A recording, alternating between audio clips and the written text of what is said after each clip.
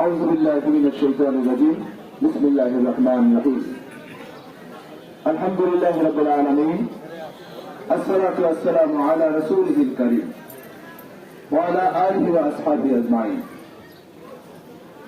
বাংলাদেশ জামাত ইসলামী মনোরগঞ্জ উপজেলা এবং পৌরসভা শাখা কর্তৃক আয়োজিত আজকের এই প্রতিবাদ সমাবেশের সম্মানিত সভাপতি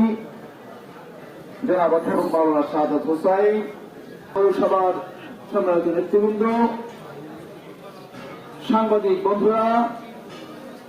প্রান্তীয় উপস্থিতি, আসসালামু আলাইকুম ওয়া রাহমাতুল্লাহ।